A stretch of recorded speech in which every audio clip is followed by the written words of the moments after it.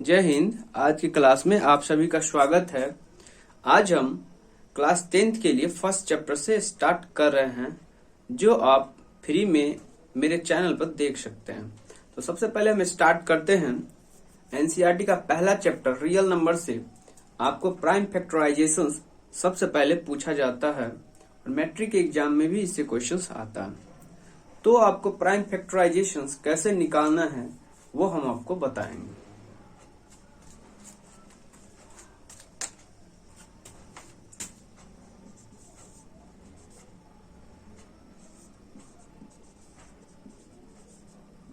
अभाज्य गुणनखंड prime factorisation. जैसे अगर हम एग्जाम्पल में ले और आपको दे कि 4 का प्राइम फैक्टर क्या होगा, तो आप यहां पर क्या करेंगे, इस तरह से जो है लिख लेंगे 2 2 जा 4। तो ये जो है हमारा 4 का क्या आ गया, 2 इंटू 2, यानी कि इसको लिख सकते हैं 2 टू द पावर 2। अब यहां से आपको एक क्वेश्चन और भी बन जाता है कि अगर आपसे ये पूछा जाए कि इसमें घात जो है वो कितना है, तो आप यहां से लिख सकते हैं कि 2 जो होगा वो हमारा घात होगा। तो प्राइम फैक्टर जो है इस तरह से, अगर आपको फिर दोबारा में अगर ये दिया रहे कि 32 का कितना होगा, तो 32 का आपको इसी तरह से फिर से निकालना होगा 2 16 2 8 2 4 2 2 जा 4, कितना हो गया 1 2 3 4 5, यानी कि हो जाएगा 2 टू द पावर 5। आप इसे लिखना भी चाहेंगे तो 2 इंटू 2 इंटू के फॉर्म में लिख सकते हैं, कोई दिक्कत नहीं है।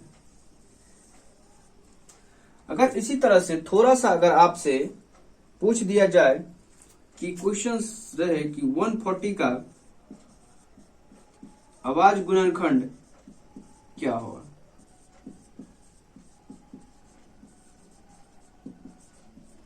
तो आप क्या करेंगे, इसी तरह से कर लेंगे। यहां पे लिखते हैं 140, यहां हो जाएगा 2 70, फिर 2 से लगाएंगे तो 35, फिर आप 5 से लगाएंगे तो 7, बस इतना ही होगा।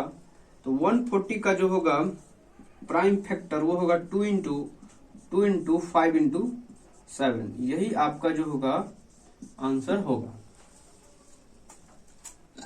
आइए अब हम दूसरा क्वेश्चन को देखते हैं।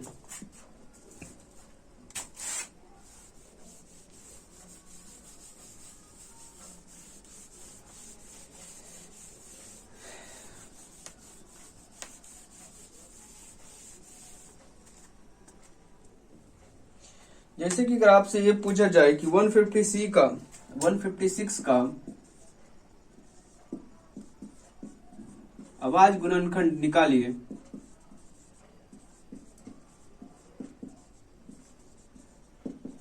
तो आप क्या करेंगे। तो यहाँ पे आप 156 लिखेंगे। सबसे पहले अगर आप 2 से लगाते हैं तो कितना होगा, 2 7 जा 14 और 8 जा 78 हो जाएगा। फिर 2 से लगाएंगे तो यहाँ हो जाएगा 3 2 जा 6 और 9, फिर यहाँ 3 से लगाएंगे तो यहाँ हो जाएगा आपका 13। तो 156 का जो है प्राइम फैक्टर जो है वो कितना आया है, 2 इंटू 2 इंटू 3 इंटू 13। यहां से आप ऐसे भी लिख सकते हैं 2 to the power 2 into 3 into 30। अब अगर अगला क्वेश्चन ये पूछा जाए कि 3825 का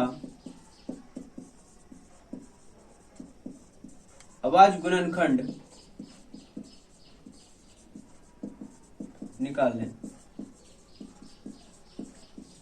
तो आप कैसे निकालेंगे। तो यहां पर बात आता है कि अगर बड़ा नंबर होता है तो उसमें हम कैसे पता करेंगे कि ये किस टेबल में आता है।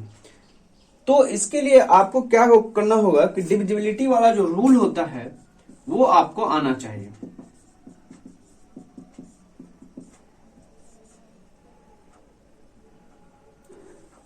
जब तक आपको ये नहीं आएगा कि ये किससे जो है भाज्य है और किससे नहीं है, तब तक आप इसे नहीं निकाल सकते। जैसे कि अगर 2 से अगर पूछा जाए कि कोई नंबर अगर 2 से डिवाइड होता है, डिविजिबल है कि नहीं है, ये आप कैसे समझेंगे? बहुत सारा अगर नंबर दिया रहे, अगर उसमें आपको लिखा रहे कि भाई ये 2 से आप निकालिए कि अगर ये 2 से डिवाइड है कि नहीं है, 3 से है कि नहीं है, 5 से है कि नहीं है, तो कैसे निकालें? तो 2 में जो होता है हमारा यूनिट डिजिट जो होता है, यानी इकाई का स्थान, अगर 2 के टेबल से रिलेटेड है, यानी कि 0, 2, 4, 6, 8 इस तरह से अगर नंबर लिखा हुआ यूनिट डिजिट में, मतलब इकाई के स्थान पे, तो हम समझेंगे कि वो 2 से डिवाइड होगा। लेकिन अगर वही 3 से अगर डिवाइड का रूल है तो उसका क्या है? तो 3 से अगर कोई भी नंबर अगर डिवाइड लगता है, इसका मतलब अगर कोई भी नंबर दिया हुआ है, जैसे यही नंबर दिया हुआ है, अगर आपसे पूछ दिया जाए कि 345 जो है वो क्या 3 से डिवाइड है कि नहीं है, तो आप कैसे निकालेंगे? तो आपको कुछ नहीं करना है, सिर्फ जितना भी नंबर दिया हुआ है सबको आप क्या करेंगे, प्लस कर लेंगे। अगर प्लस करने के बाद अगर 3 के टेबल में वो नंबर आता है तो क्या होगा कि वो 3 से डिवाइड हो जाएगा। जैसे कि यहाँ हो जाएगा 7, 5, 12।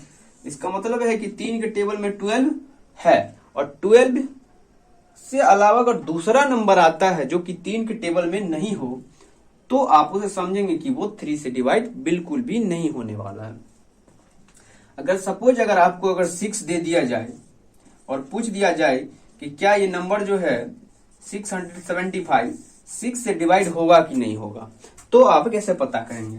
तो 6 का तो रूल है नहीं, तो 6 को रूल लगाने के लिए आपको क्या करना होगा, इस दोनों को रूल को फॉलो करना होगा। अगर ये दोनों रूल फॉलो कर गया है तो आप समझेंगे कि 6 से ये डिवाइड हो जाएगा। तो आप इसको पता करिए, क्या 2 से ये डिवाइड लगता है? बिल्कुल भी नहीं लगता है, तो ये तो कैंसिल ही हो गया। अब चलिए 3 से चेक कर लेते हैं, तो 6 + 7 + 5 7, 5, 12, 6, 18, यानी कि ये तो 3 से लगता है लेकिन 2 से नहीं लगता है, इसीलिए क्या होगा, 6 से डिवाइड बिल्कुल भी नहीं लगेगा। इसी तरह से आपको क्या करना होगा, एक और को देख लीजिए। जैसे अगर 5 से पूछ दिया जाए कि 5 से डिविजिबल है कि नहीं है कोई भी नंबर, तो आप कैसे पता करेंगे कि ये 5 से डिवाइड होगा कि नहीं होगा? ये तो सबसे आसान है। अगर किसी का भी यूनिट डिजिट, किसी भी नंबर का यूनिट डिजिट 0, 5 यानी कि 5 का टेबल आता होगा, 5 का मल्टीपल आता होगा, तो आप समझेंगे जो वो 5 से डिवाइड लग जाएगा, और बिल्कुल लगेगा। जैसे अगर कोई भी नंबर हम कर देते हैं, जैसे अगर ये देते हैं, यहां पर 8 है, तो इसका यूनिट डिजिट जो है वो तो 2 के टेबल से रिलेटेड है, इसीलिए क्या होगा कि ये 5 के टेबल में तो आता नहीं है, या तो 5 का मल्टीपल है नहीं, तो ये क्या होगा, 5 से डिवाइड नहीं लगेगा। लेकिन अगर हम इसी में क्या करते हैं, इसको अगर लेते हैं 5650 को, तो 0 जो है वो तो 5 के टेबल से रिलेट है, और 0 जो है वो 2 से भी डिवाइड लगेगा और 5 से भी डिवाइड लगता है। तो अगला अगर हम नंबर इसमें बढ़ा दे 5, तो भी ये क्या होगा, 5 से डिवाइड होगा, बल्कि 2 से डिवाइड बिल्कुल भी नहीं होगा। 2 से इसलिए नहीं होगा क्योंकि इसके यूनिट प्लेस जो है वो जो है 5 है, तो 5 और जिसका यूनिट प्लेस हो वो केवल और केवल 5 से ही डिवाइड होगा, और दूसरा किसी से भी नहीं होगा। तो ये तो आपका डिविजिबिलिटी रूल है, और सारा रूल है वो हम जिस तरह से क्वेश्चंस आता रहेगा उस तरह से हम आपको बता देंगे। सबसे पहले आ जाते हैं कि 3825 का जो है आवाज गुणनखंड आप कैसे निकालेंगे। तो आप इसको सबसे पहले क्या करिए, सॉल्व करिए।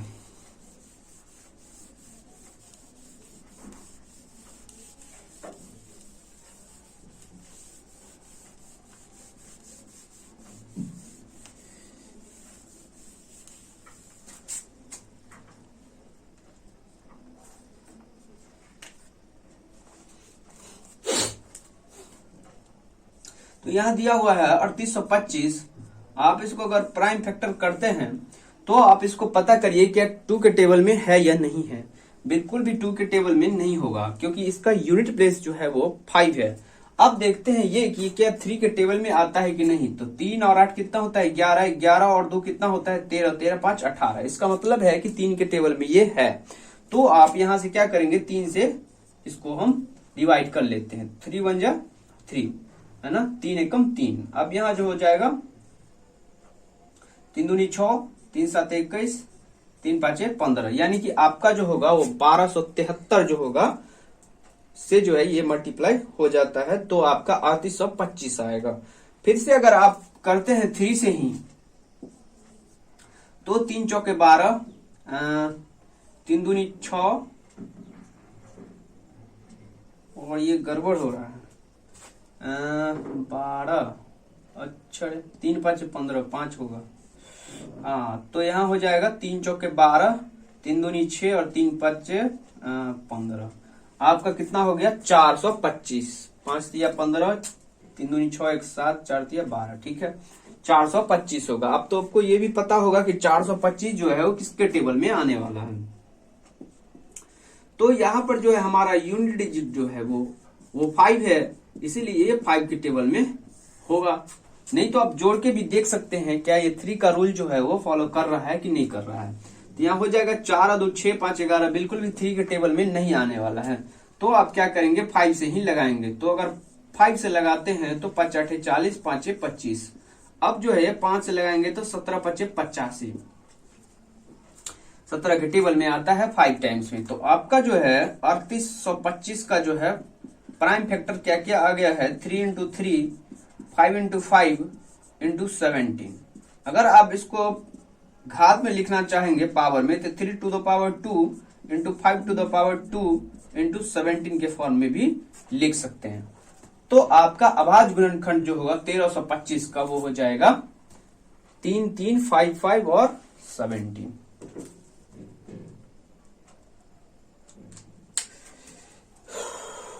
चलिए अब जो है हम देखते हैं अगला क्वेश्चन।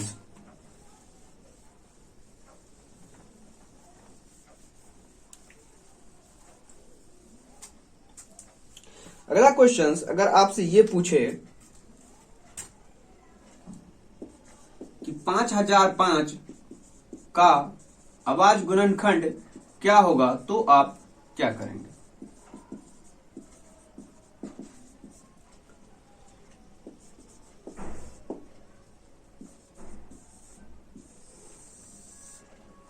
तो 5005 को आपको करना है, सबसे पहले आप लिख लीजिए 5005। आप इसको चेक करिए क्या क्या 2 के टेबल में आता है, बिल्कुल भी नहीं आएगा 2 के टेबल में। क्या 3 के टेबल में आएगा, तो ये हो जाएगा 5 5 10, बिल्कुल भी नहीं आता है। क्या 4 के टेबल में आता है, तो जब 2 में ही है नहीं तो 4 में कैसे होगा। तो आप जो है 5 से चेक करेंगे, तो क्या 5 की टेबल में है, बिल्कुल भी है। तो अगर आप 5 से लगाते हैं तो यहाँ हो जाएगा 0 0 1 0 0 और 1, ये हो गया आपका 1001। अब जो है हमको ये देखना है कि 1001 जो है किसके टेबल में आता है। तो आपको क्या करना होगा, सबसे पहले 2 से देखते हैं तो 2 के टेबल में बिल्कुल भी नहीं होगा। अगर आप 3 में देखते हैं तो 3 में भी नहीं होगा, क्योंकि अगर आप 1 और 1 को जोड़ेंगे तो कितना हो जाएगा 2 हो जाएगा, तो नहीं होगा। तो आपको एक और हम बताते हैं,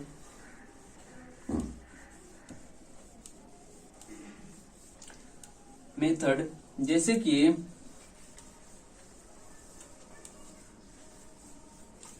थोड़ा सा सबसे अलग है। अगर कोई भी नंबर डिविजिबल हो 7 से,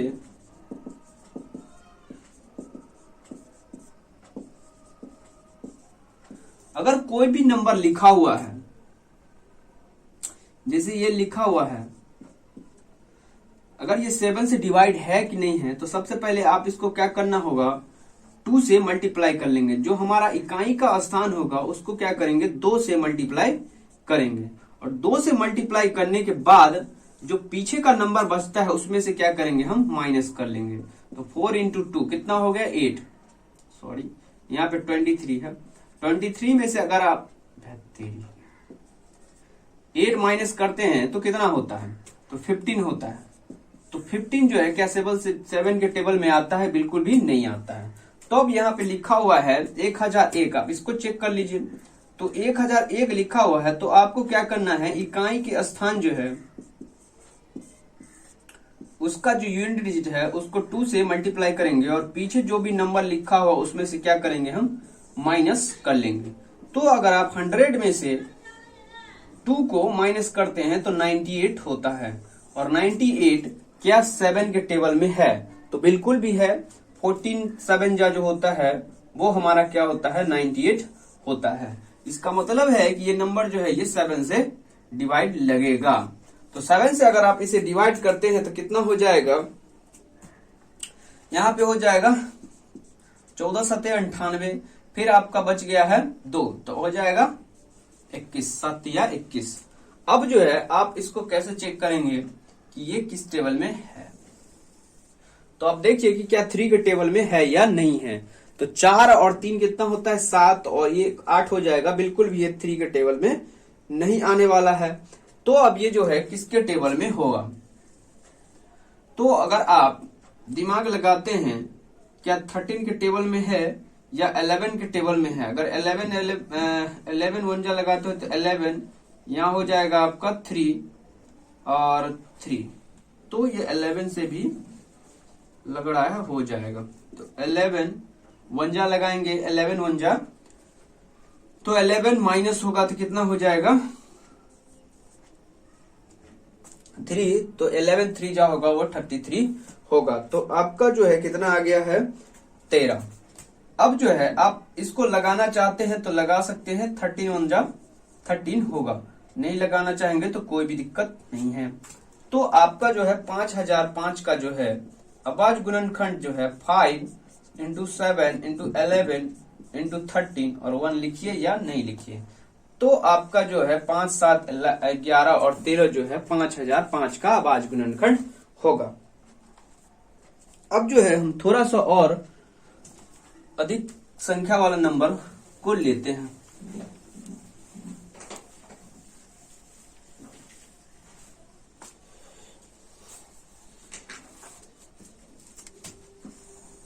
अगर 5वां नंबर में ये पूछा जाए कि 7429 का अभाज्य गुणनखंड क्या होगा, तो आप क्या करेंगे।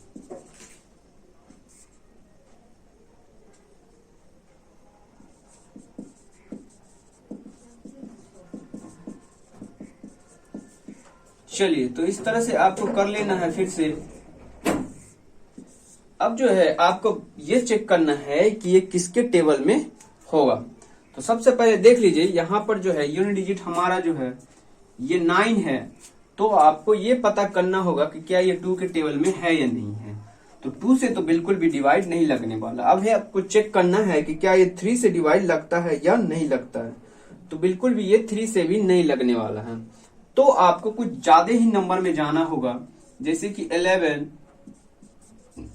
13 15 17, इस तरह के भी नंबर का रूल होता है कि हम किस तरह से पता करें कि ये नंबर जो है 11 13 15 15 नहीं 17 से डिवाइड लगता है कि नहीं लगता है, इसका भी रूल होता है।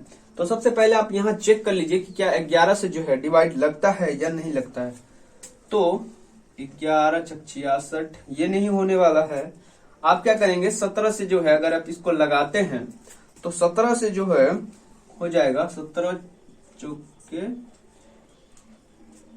17 51 17 चौके 68। अगर आप यहाँ 68 जो है माइनस करते हैं तो कितना हो जाएगा, ये हो जाएगा यहाँ पे 6, यानी कि 62। अब जो है 62 में आपको लगाना है 17 से, तो कितना हो जाएगा 51, 17 या 51। 62 में से 51 अगर आप माइनस करते हैं 11, अब जो है 17 7 जो होता है वो कितना होता है 119 होता है। तो 17 सत्ते जो होता है 119, तो आपका आ गया 437।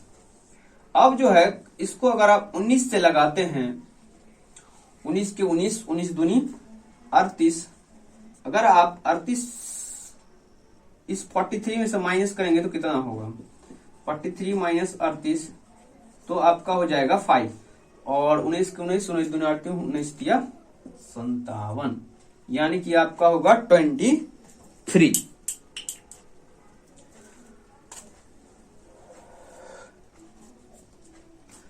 फिर आप अगर 23 से लगाते हैं तो 1 जा में हो जाएगा।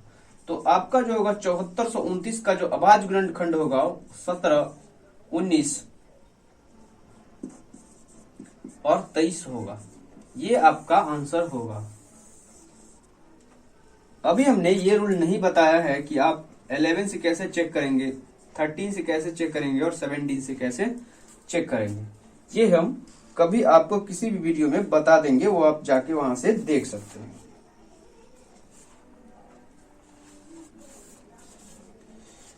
तो ये आपका एनसीईआरटी का अभाज्य गुणनखंड से रिलेटेड क्वेश्चंस था जो हमने आपको कराया है। तो अगर आपको अच्छा लगता होगा तो इस चैनल को सब्सक्राइब जरूर करिएगा और वीडियो को बनाए रखने के लिए थैंक यू। जय हिंद।